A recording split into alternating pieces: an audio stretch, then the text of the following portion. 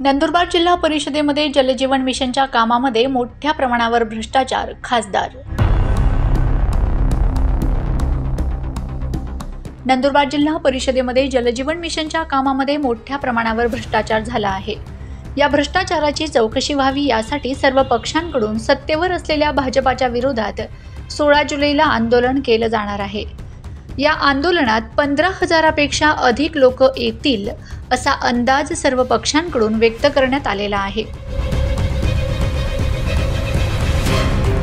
नमस्कार. आज आम्ही सर्व पक्षीय बैठक प्रेस कॉन्फरन्स घेतली, पत्रकार परिषद घेतली. त्यामध्ये अनेक मुद्दे होते, पण सर्वात महत्त्वाचा मुद्दा होता जलजीवन मिशनचा. आणि जलजीवन मिशन संदर्भात जे भ्रष्टाचार झाला आहे, ठेकेदारांना कामे फक्त 20% झाले असताना बिले त्यांना दिले गेले आहे.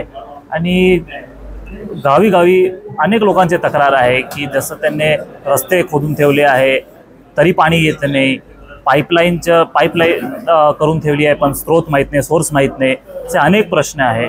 30-54चे मोठा प्रश्न आहे. हायकोर्टात जे अहवाल सादर करायचा समितीने ते केला नाही आहे.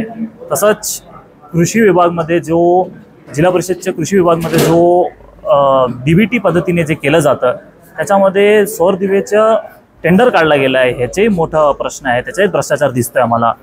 आणि जिल्हा परिषदचे एक जनरल असे भ्रष्टाचारचे अनेक प्रश्न आहे, ते घेऊन आम्ही आज एक पत्रकार परिषद घेतली.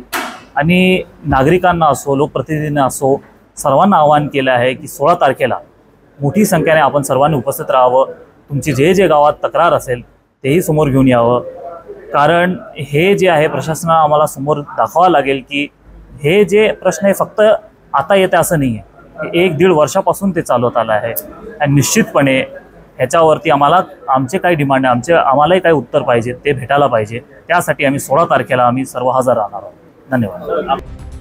जिल्ह्यातील एकही गावामध्ये योजना पूर्ण झालेली नाही आहे, तर दुसरीकडे निकृष्ट दर्जाचे काम होत आहे. त्यामुळे अनेकदा तक्रारी निवेदन दिलेत, मात्र सत्ताधाऱ्यांकडून कुठल्याही ठेकेदारावर कारवाई केली जात नाही. त्यामुळे भाजपाच्या विरोधात शिंदे गट, अजित पवार गट यांसह काँग्रेस, राष्ट्रवादी देखील या आंदोलनात उतरणार असून नंदुरबार जिल्हा परिषदेवर भाजपाचे मंत्री डॉक्टर विजयकुमार गावित यांची सत्ता आहे. त्यामुळे गावित परिवाराच्या विरोधात सर्वच विरोधक एकत्र आले असून जिल्हा परिषदेच्या विरोधात जन आंदोलन उभे करणार आहेत.